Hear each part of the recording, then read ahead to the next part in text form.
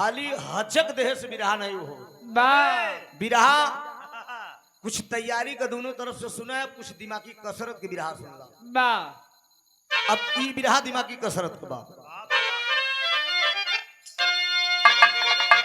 चेतन चपल चंद्रिका चंद्रमा की, जो पढ़े लिखे भाई होंगे इस मेरे बिरहे में अनुप्रास अलंकार का भाव मिलेगा। और आपके कवि साहब को भी बोल दीजिएगा कि इस भूमिका पे मेरे गौर करेंगे। चेतन चपल चंद्रिका चंद्रमा की, चौमुख चमक चारु चतुरंगी ढांचा, चंद्रामणि सा चिकुर चमचमाता, चक्षु की चितवन चमेली सिकाया, चलत चाल चेतन सी चंचल चकोरी, चतर चित्त चौहर चहरु चारु वाचा।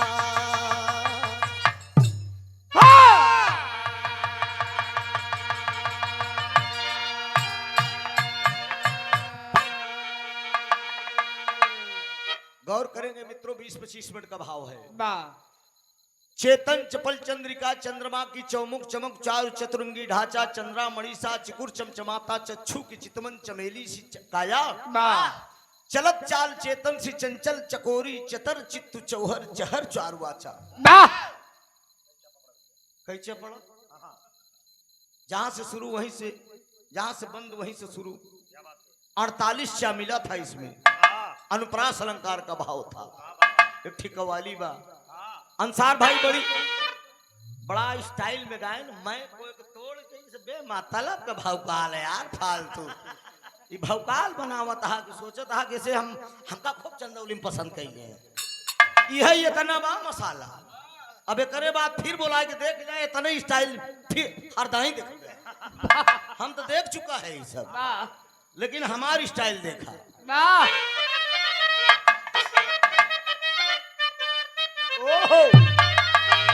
कि हाय हाय अरे उठो मुसलमान पढ़, कि अरे उठो मुसलमान नमाज पढ़ लो, अरे उठो मुसलमान नमाज पढ़ लो, अभी मेरा सर कटा नहीं है। उठो मुसलमान नमाज पढ़ लो, अभी मेरा सर कटा नहीं है।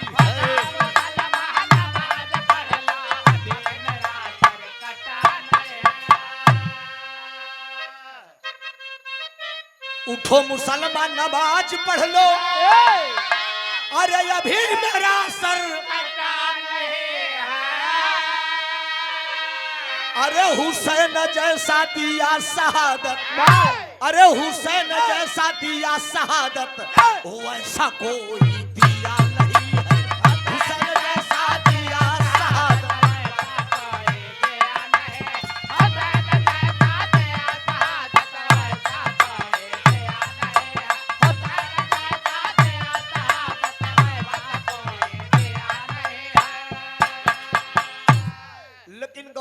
मित्रों ये बड़ा शांति वातावरण का भी रहा है। एक एक बात पर आप लोग गौर करेंगे। अरे गंग कवि के जैसा उत्तर, अरे गंग कवियों में तमाम कवियों का नाम आप लोगों ने सुना होगा, लेकिन ये कौन से कवि हैं? कि अरे गंग कवि के जैसा उत्तर, अरे गंग कवि के जैसा उत्तर जग में कोई दिया नहीं है। जग कवि के जैसा उत्तर,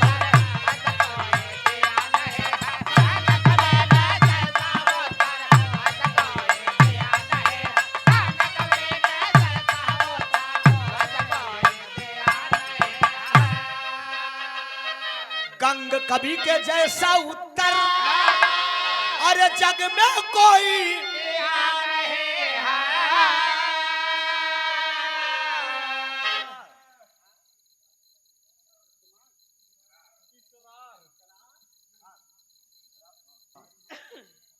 आपके कर कमलों द्वारा ये 101 रुपए का पुरस्कार है। इस लाइन पे कि उठो मुसलमान नमाज पढ़ लो, अभी मेरा सर कटा नहीं है। एक मिनट, उर्दू अल्फाज का कुछ गीते थी, मौका नहीं मिला, नहीं सुना देते, क्योंकि यहाँ दोनों मजहब के लोग मैं देख रहा हूँ।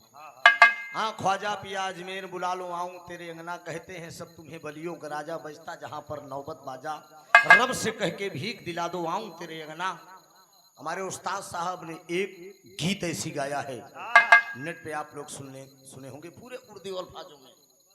ओढ़नी में छाप रंगरेज मीत मुरा अरसक जीना ओढ़नी में, ओढ़नी में 72 की लश्कर हुए कूफे रवाना ओढ़नी में, नाना के नवासे लूटे गए हाय रोए सकीला ओढ़नी में, ओढ़नी में करबला के अंदर लुट गया घराना ओढ़नी में। उस्ताद को जब एकदम जवानी नहीं तब रामदेव गुरु से बिरहा भरान बनारस में, हंडा जो झंडा पे बिरहा भरान हैदर उस्ताद एकदम नया लवंडा रहे अंसार भाई, और रामदेव बाबू को एकदम चढ़ी बाजार रहे सब वहाँ लोग ऐसे उस्ताद खड़ा रहे सिगरेट पिए क्यों चिन्हत तरहात नहीं, पहली बार उस्ताद अपने मुहिम से बताए रहे कहन सब लोग ये कहाँ बेटवा कहाँ रामदेव से हैदरवा खमना उली गौली रामदेव चपली तो नजर उली इलाहाबाद ये गीत गाए रहे ओढ़नी ओढ़नी ओढ़नी ओढ़नी समझा भैया के बोला था उसको शांत कराओ उनको, अच्छा कोई बात नहीं दिमाग से मान लो इधर उधर होंगे समझ गए। गंग कवि के जैसा उत्तर ए बाबू जग में कोई दिया नहीं है, ए लल्लू अरे राजा अकबर जैसा शंका, अरे राजा अकबर जैसा शंका बीबी पर कोई किया नहीं है, राजा अकबर जैसा शंका बीबी पर कोई किया नहीं है।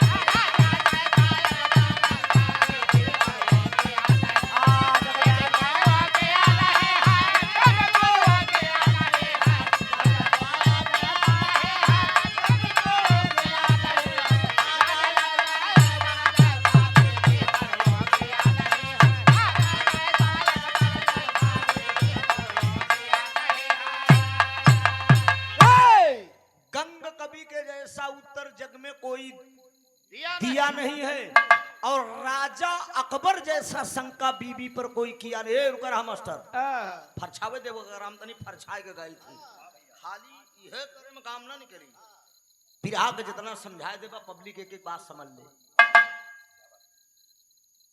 कभी तो तमाम हुए लेकिन गंग कवि के जैसा उत्तर इस धरती पे कोई नहीं दिया है। अपने अपने मेहरारू पर सख्त हर मर्द करे हैं लेकिन राजा अकबर के जैसा शंका कोई नहीं किया है। कहानी की शुरुआत नजम से हो रही है।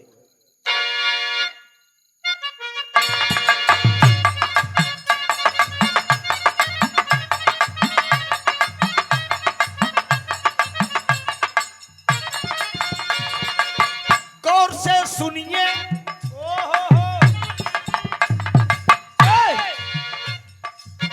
गौर से सुनिए एक कहानी को सुनाता हूँ। राजा अकबर की अब बात मैं बताता हूँ।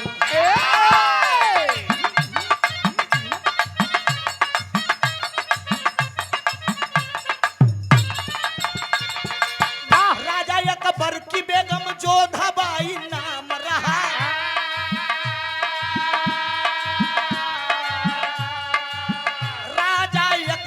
अब जोधा बेगम नाम रहा, चढ़ी जवानी रही हुस्न का अंगारा।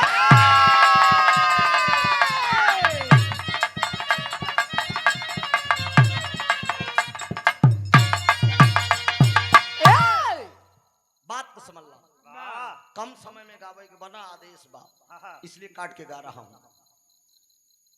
एक बार राजा अकबर प्रजा में लीन थे, इतना लीन थे कि जो उनकी बेगम थी जिनका नाम जोधाबाई था, जोधाबाई का भी पास समय न दे। एक दिन जोधाबाई अपनी दासी को बुलाती है, नौकरानी को, इधर आओ, अपने राजा साहब से जाकर कह दो कि प्रजा का ही ध्यान रखेंगे कि मेहरुओं का ध्यान रखेंगे। तासी पहुंची है राजा अकबर साहब के पास, कहा रैयत के मालिक हुजूर पनाह, बेगम साहिबा आपको याद कर रही हैं। अरे वाह, महलों में श्रृंगार करके वो खड़ी हैं और आपको याद कर रही हैं। क्या आप बेगम साहिबा को समय नहीं देंगे? राजा अकबर बोल दिए कि जाओ बोल दो आज बेगम साहिबा के पास मैं आऊंगा। एकदम सही मूड का बात बा। सिगार पटार कई के एकदम अंटा पर जोधाबाई खड़ी है। अच्छा तो एक बात बा, भैया बताए हैं कि माई टोमे पेट तो मेहर टोमे टेट।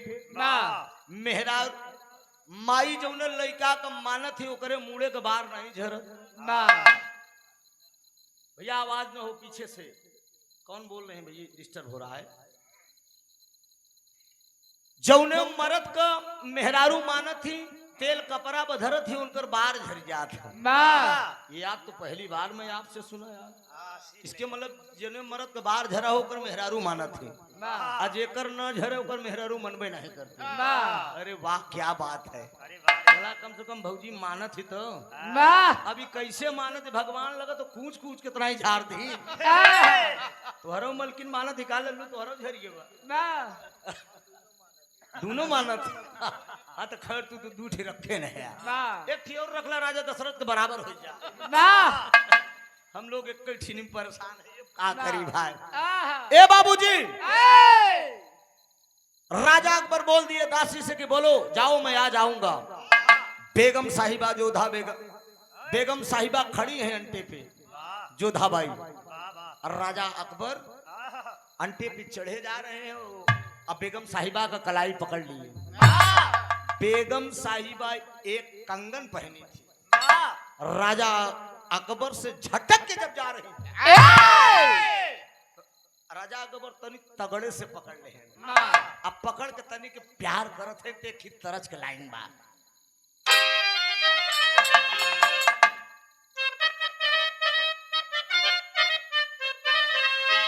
अरे तारीफ तेरी निकली है दिल से, अरे आई है लब पे बन के सवाली। शिरडी वाले साईं बाबा आया है तेरे दर पे सवाली। शिरडी वाले साईं बाबा आया है तेरे दर पे सवाली।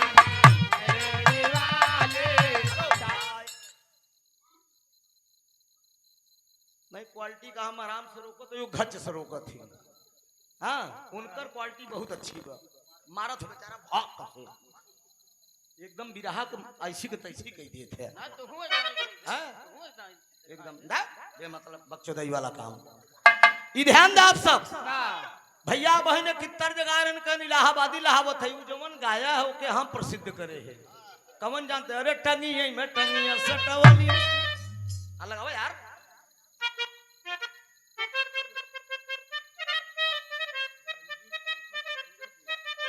ये उस्ताद कलान में कहा गली गली नचिया देखा वाले सरे नैनीताल कई नटिनिया। भैया भाई गाए एक बेटा रुको, डिस्टर्ब मत करो ना, हम सब दोहरा देंगे। ओए अब भैया गाए कि टंगी है मैं टंगिया सटवाली नी रे ननदी भौजैया। हाँ वही ऊपर ऐसे डाई के हिलाई दी रे ननदी भौजैया। कहा टंगिया में टंगिया सटवाली नी रे ननदी भौजैया। कहा टंगिया में टंगिया सटवाली नी रे ननदी भौजैया। कहा ऊपर ऐसे डाई के हिलावाली ननदी भौजैया। ऊपर ऐसे डाई एका बीजे लाल से गाए रहे हैं चकिया, हम लोग सुने रहे हैं। कहा टंगिया में टंगिया सटाई दी रे ननदी भौजैया। कहा वही माल सफेद गिरवली नी रे ननदी भौजैया। अब है एक लाइन गाए रहे उस्ताद हमारे इस गाए रहे। देखा महासती अनसुईया में जब ब्रह्मा विष्णु और शंकर नान नान लड़किया बन के गए महासती अनसुईया के दरवाजे पे। तब तीनों देविया आपन आपन दुल्हा पहचाने आए रहे। तब महासती अनसुईया कहने अरे गजब किहू बहिनी, अरे गजब किहू बहिनी, वही चीन ही ना भातार हो गजब की बहिनी, चीन ना भातार हो गजब। इहिम 4-6 लाइन बताए देते अनुसार भाई नोट कीजिए। ला कुछ मसाला हमसे ले लेते। गंगा चैनल पर हम गाए रहे राजा मोरंग वाले में, अरे चला हो मोरे बीराना, अरे चला हो मोरे बीराना, कचौड़ी बोला भाई चला हो मोरे बीरा, कचौड़ी बोला।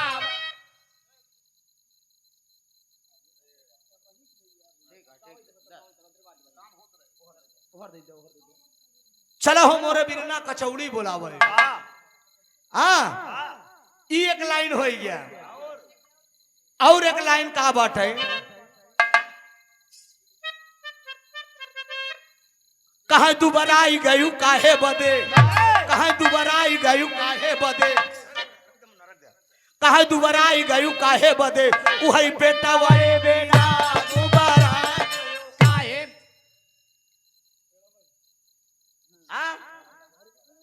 कहा घुसुरी गवा बर था, वही सारी आई माझारी घुसुरी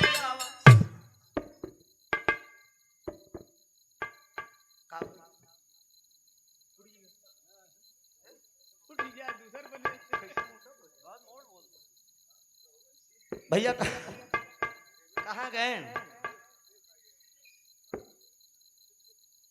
हनुमान जी चले गए बम्बैया घर की झगड़ा से, राम करेगी दुगुनु होए कमैया घर की झगड़ा से। ले फिर पीन ले सब ठीक। तारीफ तेरी निकली है दिल से, आई है लब पे बन के सवाली, शिरडी वाले साईं बाबा आया है तेरे दर पे सवाली। मैं वाले कहाँ गए? मैं वाले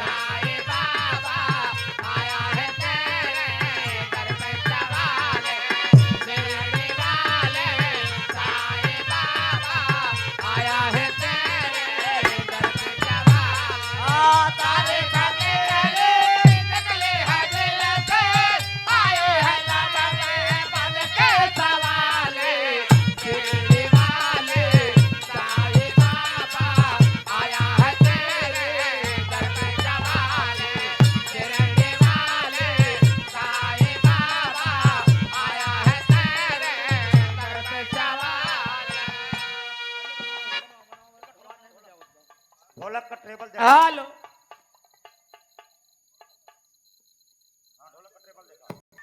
जोधाबाई को पकड़ते हैं कलाई, पकड़ कर क्या कह रहे कि अरे आस लगाए बैठा हूं कब से, अरे तू तो है मेरी सपनों की रानी, मेरा सब कुछ तुझ पे निछावर, बाहों में दे दे अपनी जवानी।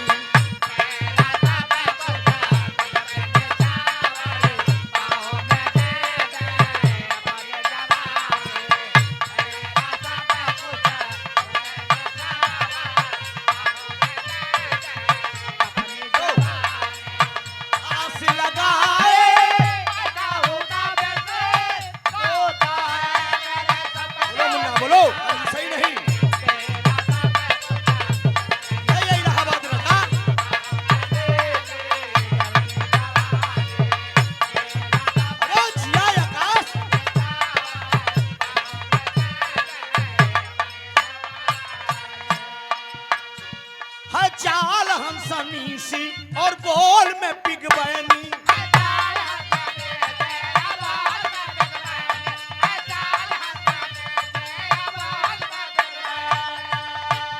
लज्जा भरी आदा है अंगों में है मृग नैनी,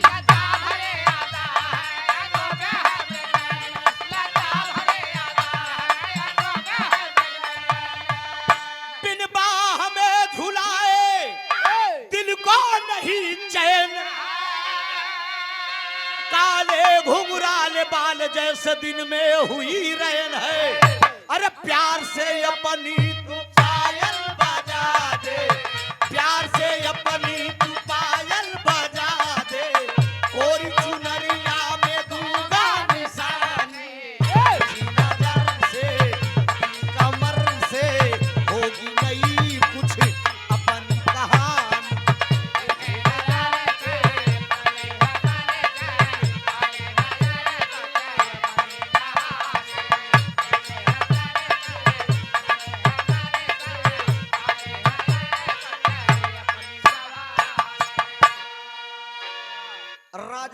जोधाबाई का पकड़ लिए कलाई।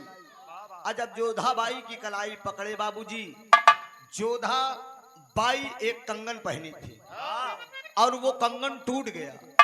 जब कंगन टूट गया तो राजा अकबर पूरी रात सेज पर सोए नहीं। पूरी रात उनके कानों में कंगन ठन ठन की आवाज गूंजती रही। सुबह हुई, कचहरी लगी, बीरबल मंत्री जी आए। बीरबल मंत्री के सामने राजा अकबर एक सवाल पेश कर दिए कि मैं मुंह मांगा इनाम दूंगा, लेकिन मेरे प्रश्नों का जो कभी उत्तर दे देगा। बीरबल बोले कि हुजूर पनाह कौन सा प्रश्न है आपका? कहे ना कोई बाजा है और ना ही कोई बजाने वाला है, ना कोई बाजा है और ना ही कोई बजाने वाला है, लेकिन पूरी रात मेरे कानों में ठन ठन की आवाज गूंजती रही।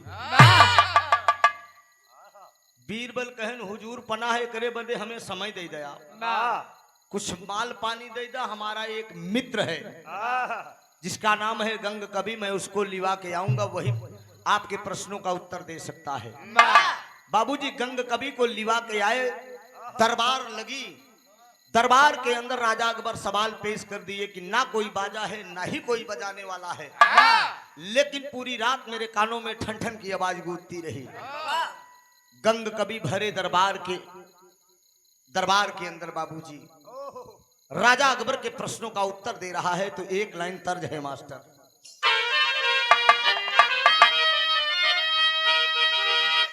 बहन जब आई गवन की रात, लल्लो कहां बा दिमाग, हटिया का शेर। बहन जब आई गवन की रात, न जाने हो गई कैसी बात कि सजन रूठ गए, हो बलम रूठ गए, हो सजन रूठ गए, हो बलम रूठ गए।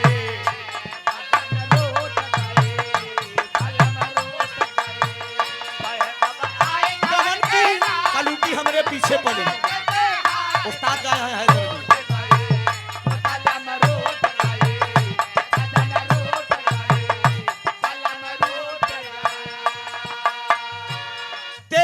सिपाही गोरा है जैसे बम्बैया छोरा है, जैसे बम्बैया छोरा है, जैसे बम्बैया। तू ऐसे मर्द को छोड़ बहन, तू और किसी की हो जा दुल्हन, तू और किसी की हो जा बहन, और किसी की हो जा बहन, और किसी की हो जा बहन। पड़ोसन की सुन करके बात, पड़ोसन की सुन करके बात, कलूटी के मन में आई घात की बलम रूठ गए, ओ सलम रूठ गए, ओ सलम रूठ गए, ओ बलम रूठ गए। लेकिन बाबूजी गंग कवि राजा अकबर के प्रश्नों का उत्तर दे रहे हैं। भरे दरबार के अंदर राजा अकबर बैठे हैं। गंग कवि कह क्या रहे हैं? राजा अकबर सिद्धि के अब पास, राजा सिद्धि के अब पास, पकड़े रानी का जब हाथ कि कंगन टूट गए, कंगन टूट गए, कंगन टूट गए, कंगन टूट गए, कंगन टूट गए। राजा सिद्धि के अब पास, पकड़े रानी का जब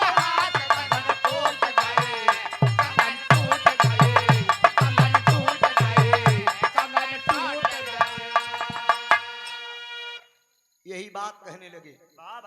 गंग कवि कह रहे हैं कि राजा सिद्धि के अब पास, पकड़े रानी का जब हाथ, कंगन टूट गए। राजा अकबर कह रहे हैं कि होश में बोल रहे हो, ये क्या बोल रहे हो? मैं अपनी रानी बेगम साहिबा का हाथ पकड़ा था। भरे समाज में तुम बोल रहे हो तुम्हारा सर अलग और धड़ अलग कर दिया जाएगा। गंग कवि हाथ जोड़ के कहन हुजूर पनाह, हमारे को बात अगर गलत हुई तब तो हमारा गर्दन कट गया। कहन मैं एकदम सत्य कह रहा हूं कि राजा सिद्धि के पास, पकड़े रानी का जब हाथ, तो कंगन टूट गए। कहन मुसाफिर बात पर्दे में कहन एको बे पर्दा न होई। ए सरकार सही सही बतावा आप बेगम साहिबा का हाथ पकड़े रहा कि नहीं? बीरबल कहा था कि राजा साहब, राजा अकबर से कहा था अगर पकड़े हो तो बता ही दे। कहाँ ध्यान है? हाँ, पकड़ा भैया, कलाई पकड़े रहा कि नहीं? हाँ, छोड़ दे कहन बीरबल कहन राजा, राजा साहब अगर पकड़े हो तो बताए दे। कहन यार ये समाज में ये बात कह रहा है, ये सभा विसर्जित हुई।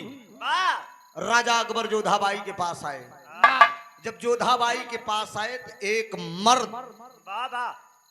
अभी सोचता है राजा अकबर कि हम कलाई अपने बेगम का अकेले महल में पकड़े रहे। इस सार कितना बड़ा कवि हो गए बाटे कि जोने का मालूम हो गया हमारे दोनों प्राणी के बाद। अब शंका हो गई उनके, आए हाय अरे झकोरा मारे झूलनी। यही बा मुन्ना, कहा झकोरा मारे झूलनी। ये देखा हमारे प्रयागराज के खाटी बहा हुआ बाबू रामधार जी को वर्दनल और हैदर उस्ताद के एकदम प्रैक्टिकल एक बड़े बड़े नकल कहिए में दीवाना गाय देहन की बनावा तनी खैनी सुना बुढ़ऊ। ये हमारे इलाहाबाद का गीत है, हमारे अखाड़े हमारे खानदान का गीत है बाबूजी। कहा झकोरा मारे झूलनी वही साड़ी लहरा रे झकोरा मारे झूलनी, साड़ी लहरा रे झकोरा मारे झूलनी।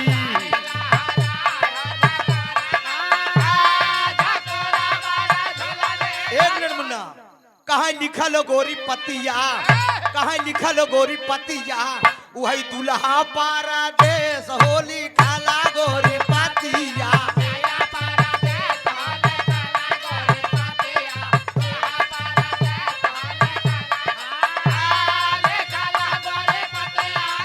जय हो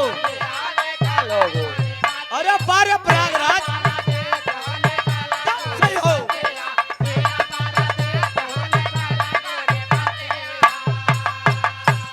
कहा नदी के बीरनवा घरे आई ब्याकी नाही, हमारी तपनिया बुझाऊ ब्याकी। कहा यावा मोर दुल्हा, समय देख के ना बजावा नाम। कहा यावा मोर दुल्हा दिल में बहुत कलेश रे लिखल गोरी पतिया पिया परदेश। लेकिन राजा अकबर शाम का वक्त जब बाबूजी अपने महल में पहुंचे तो कहा कि अरे बुजरऊ मारी डूबैना, अरे बुजरऊ मारी डूबैना। काहे किहू कभी से यारी बुजरऊ मारी डूबैना, काहे किहू कभी से यारी।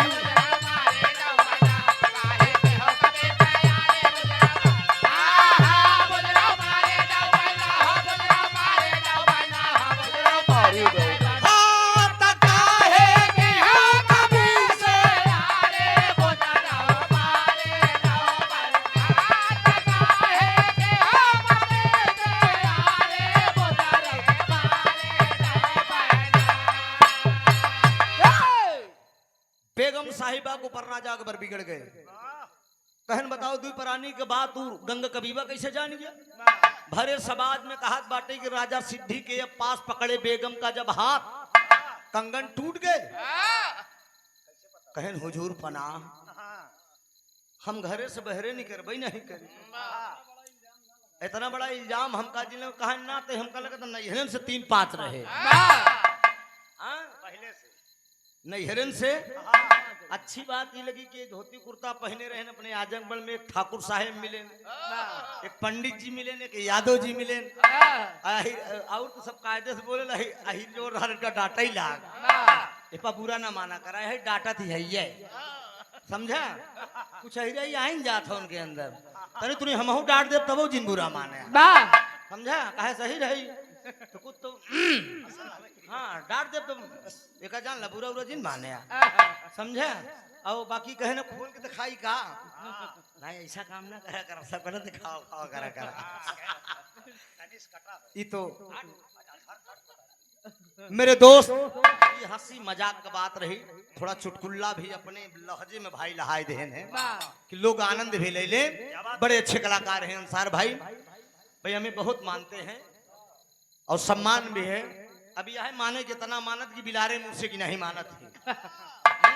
बार बहादुर भौकाल जमाए रहा देखा चाहिए। वाह हाँ मतलब तोरिन डाली। अब एका नहीं जानते कि हम बाघव बन सकी थी, वाह हाँ बकुलो बन को नोची सकत थी। वाह मेरे दोस्त ए गंग कभी बोल दिए कहम तू बनाने के बाद तू कभी कैसे जान गया। वाह अरे बाप रे बाप जोधा जोधा बाई कहन कि राजा रैयत के मालिक आपको हो क्या गया है। वाह मैं महल से बाहर नहीं निकलती हूँ, आप मेरे ऊपर इल्जाम लगाए हैं, क्या कोई तर्ज है क्या।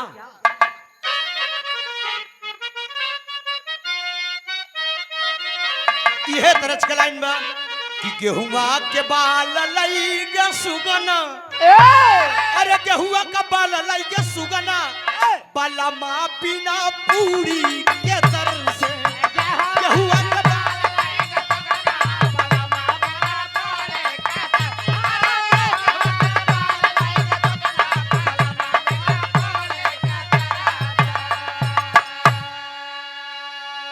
लल्लू मास्टर कुछ गवैया लोग गावत थी, हमारे उस्ताद हैदर अली गावत की सुना। नदिया किनारे मोर बोले हजार बोल बोले, हमार पिया हमसे न बोले। विजय लाल जी को भोगावत थी कि गंगा तू के तनो नहाई ब्या, अरे गंगा तू के तनो नहाई ब्या पतर तिरिया ना मैया राजा, गंगा तू के तनो नहाई ब्या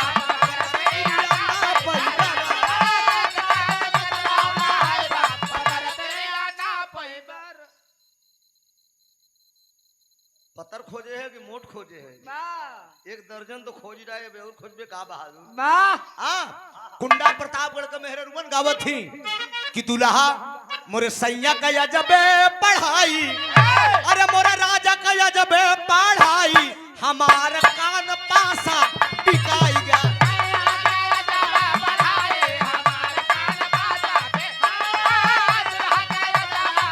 हेलो स्वर्गीय बाबू राम कैलाश जी गावत थी, दादा हमरे गावत थी बाबू राम कैलाश जी कि गंगा नहाई हम चल बई, अरे गंगा नहाई हम चल बई घोड़ैया हम लैला राजा, गंगा नहाई हम चल बई।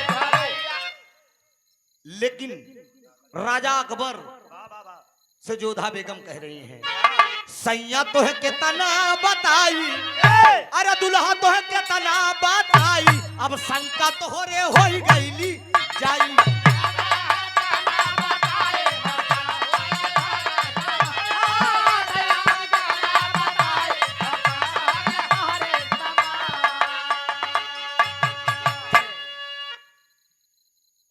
सजवा न देखी सबेरवा, ना ही हम निकली सुआ ना ही हम निकली सैया सुनीला पहरावा।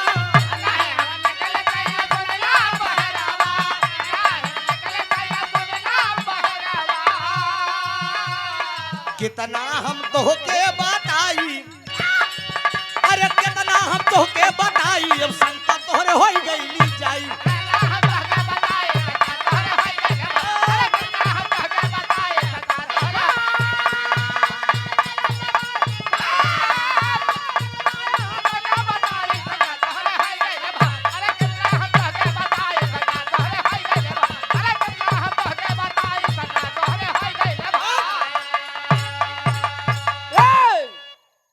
जोधाबाई कह रही राजा अकबर से कि आपको शंका हो गई है, मैं गंग कवि को नहीं जानती हूँ, वो कैसे आपको बता दिए कि राजा साहब बेगम साहब का हाथ पकड़े थे। सुबह कचहरी लगी, बीरबल मंत्री आए, बीरबल मंत्री से राजा अकबर कहने लगे कि यार मेरे दिमाग में बात नहीं समझ में आ रही, मेरी बेगम साहिबा बता रही हैं कि मैं नहीं जानती हूँ गंग कवि को। कहन हुजूर पना एक परीक्षा और लिया जाए। थोड़ी कहानी और बची है मित्रों, एक परीक्षा और ले लिया जाए। कहन कौन सी परीक्षा। कहन गंग कवि को मैं लिवा के आ रहा हूं, एक तालाब के किनारे आप मछली लगाइए।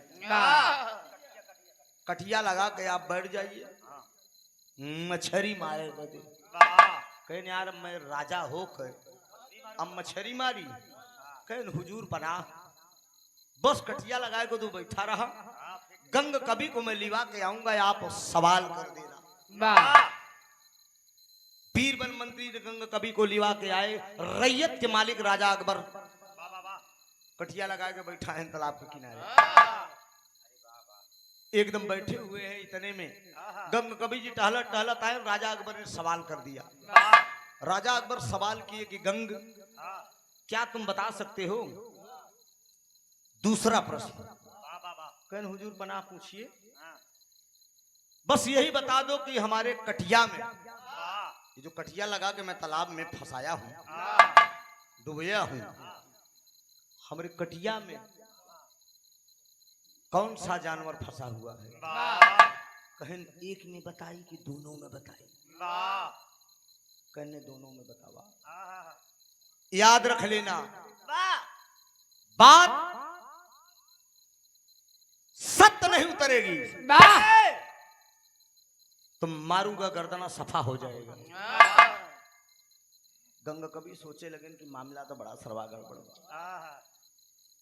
राजा महाराजा है, कहीं अगर मामला गड़बड़ाई जाए तो देखिए इसमें माता सरस्वती का भी प्रमाण मिलेगा इस मिरहे में, जिस अवसर पे आप लोगों ने कार्यक्रम भी कराया है। कवियों की जुबा से सरस्वती कब हटी है? पहले कवियों की जुबा पर सरस्वती थी, कवि लोग जो बोल देते थे वो सत्य होता था। इसी विरह में मेरे प्रमाण मिलेगा कवियों की जुबा से सरस्वती कब हटी थी। राजा अकबर सवाल किए, बताओ कौन सा जंतु फंसा हुआ है, कौन सा जानवर फंसा हुआ है? गंग कवि सोचे न विचारे, कहने हुजूर फना एक में तीतिल फंसा हुआ है। कहन तीतिल फंसा हुआ है? कहन होश में बोलो, तालाब के अंदर तीतिल कहां से आएगा? कहो कोनो जानवर हो, कीड़ा बिच्छी फंसा हो तब मेढक ओढक तो ठीक रहा, मछली फंसी होती तो ठीक था। कहन हुजूर पनाह मैं जो बता रहा हूं वो सत्य बता रहा हूं। कहा क्या बोल रहे हो? कहन मैं सही कह रहा हूं, एक में तीतिल, कहन दूसरे में खरगोश। निकाल लिए राजा अकबर बयान से तलवार, का खबरदार मारूंगा गर्दन उतर जाई। गंगा कभी रोए लगे, कहन हुजूर पनाह मारा जी, पहले तो निकाला, पहले तू कटिया बाहर करा, जब कटिया बाहर करा, अगर बात हमार गलत हो जाई तब चाहे जवन की। गौर करेंगे मित्रों, जब राजा अकबर बीरबल की बात, गंग कवि की बात मान के कटिया को दोनों खींचते, जब कटिया खींचे तो एक में तीतिल और एक में खरगोश। पहला प्रमाण। उस समय क्या है,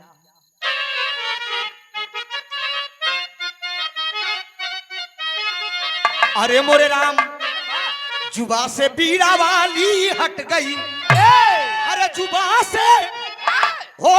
से बीड़ा वाली हट गई, बच गई गंग कवि की सभा बीच में लाली, रहो लाली रहो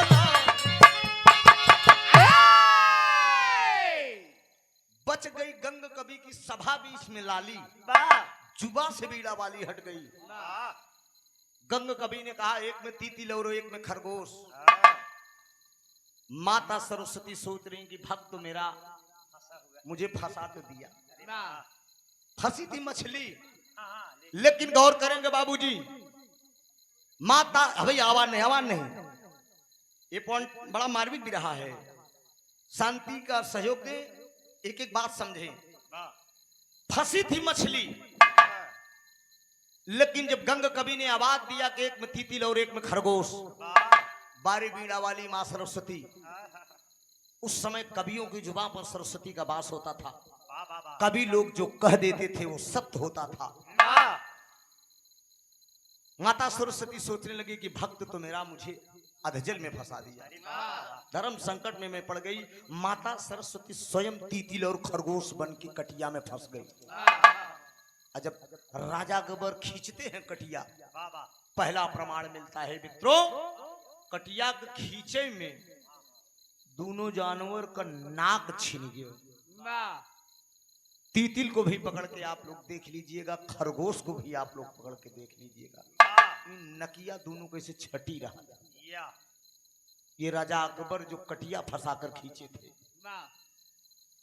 माता सरस्वती सोचती कि घोर आपने मेरा अपमान किया। गंग कवि की वाहवाही शुरू हो जाती है तो पापड़ का भाव है।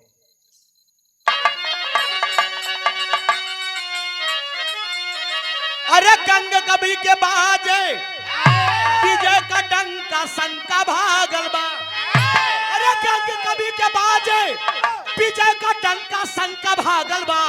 अरे सभा बीच सब होई गई, अब हंका शंका भागल।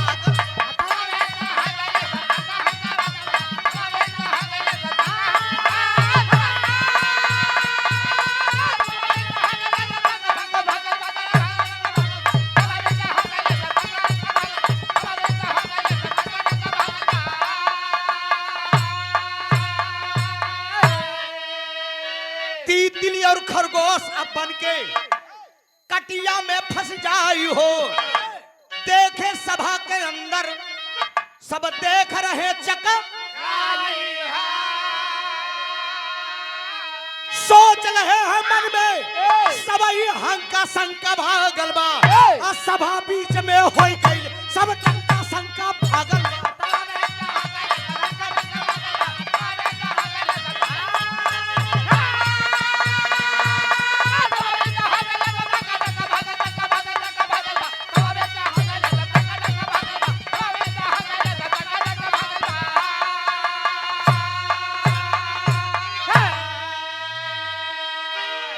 राजा अकबर वाहवाही देने लगे गंग कवि को।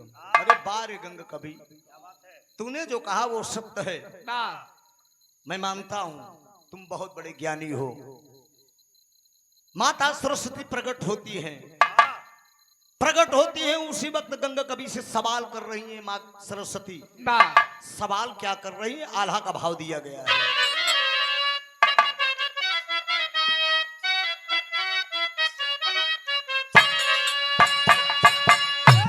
माता सरस्वती बोली, माता सरस्वती बोली, माधुरी बचनिया ये भैया।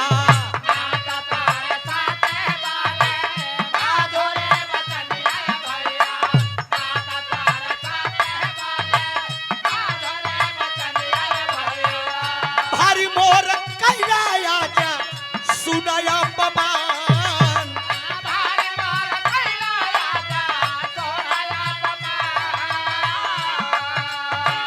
तीतिल खरगोश बन के कटिया में फसली सुनिया।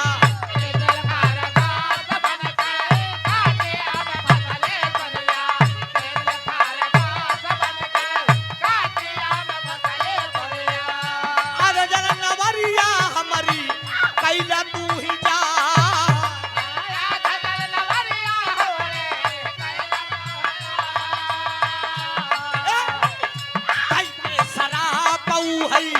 दई के शराब है पीड़ा वाली गैली भैया। दई के शराब है पीड़ा वाली गैली पंचौ।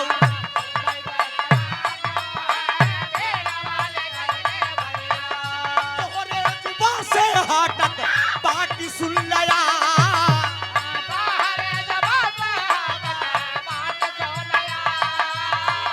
कौनौ कवि के जुबा बोलै ना मयनवा ये भैया।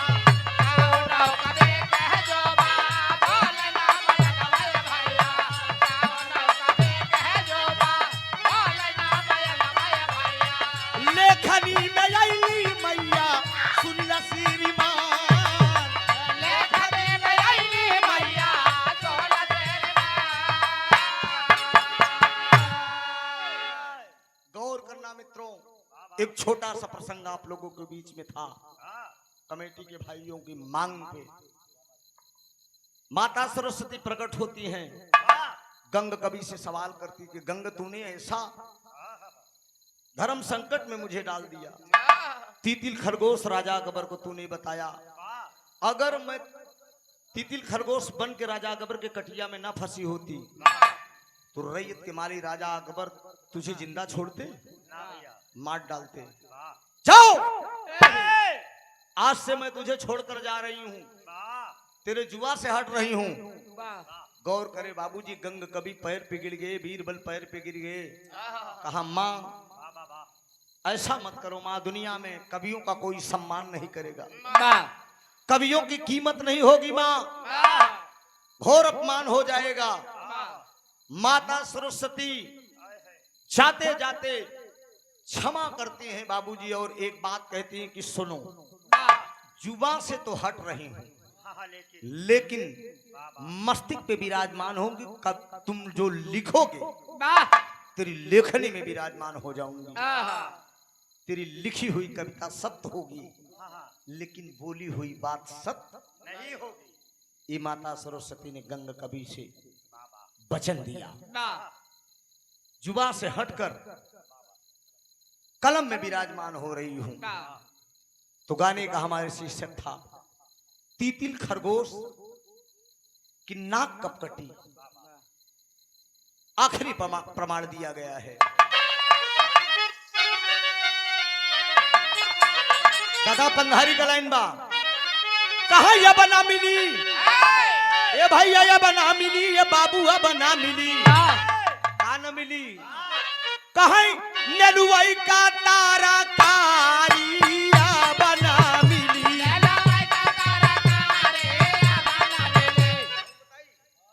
कहा भाई कुढ़ुआ उगड़ारी अब ना मिली, ए भाई अब घूंघट वाली नारी अब ना, कहा पतिव्रता मेहरारू, ए भाई सरकारी अब नौकरी यही सरकारी अब ना। एक लाइन गंगा चैनल पे मैं गया था, दा कहा अब ना मिली,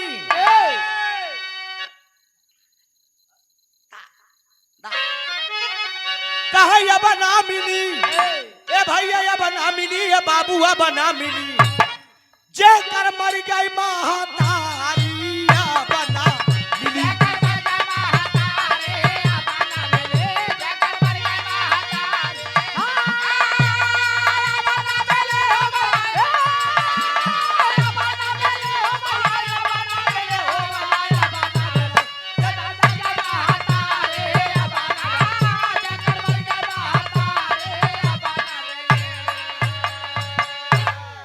थोड़ी सी गलती, ए भैया थोड़ी सी गलती, ए बाबू थोड़ी सी गलती, मैया कई दिहली ने पाया नवा, थोड़ी सी गलती,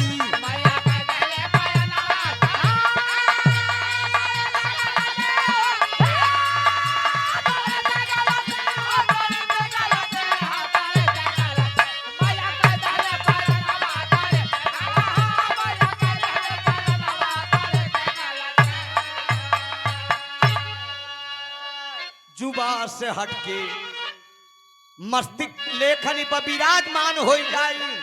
आज कल युग में कवियन का इसे सुना सम्मान एवं बढ़ जाए, राम थोड़ी सी गलती हो गई लेखनी का बयानवा, थोड़ी सी गलती,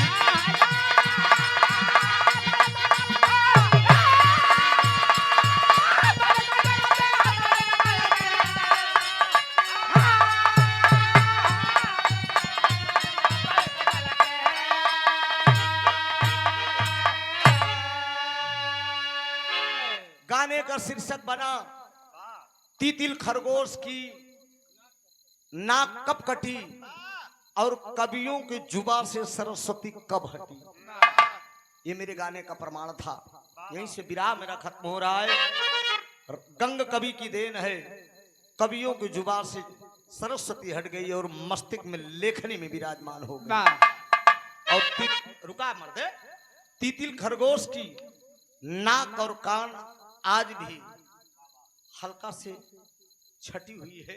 ये राजा अकबर जो कटिया लगाकर खींचे थे, माता सरस्वती उस समय फंसी थी कटिया में। यहीं से विराह मेरा खत्म हो रहा है। रुका, अब भाई अंसार जी गाएंगे और उसी गीत के साथ हम विदा होंगे। इसलिए कि समय भी है और 10 बजे से कार्यक्रम भी शुरू करना है। कमेटी के पदाधिकारी जो भी हों विद पेमेंट के साथ तैयार रहें, हमको छोड़ने का कष्ट करें। बहुत बहुत धन्यवाद। आखिरी भाव स्वामी गीतानंद अनंत भय भुल्लुत दिए कुदारी रामधार हैदर अली गईले स्वर्ग।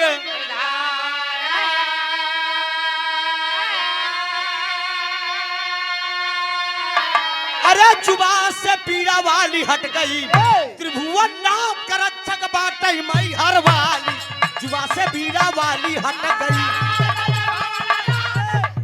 एक कमेटी के कुछ बच्चों का मांग था, कौन से गीत की फरमाइश थी? राजा हो थोड़ा एक पत्ती नरम करके गवाइएगा, नरम करके एक पत्ती, समझ रहे हो ना?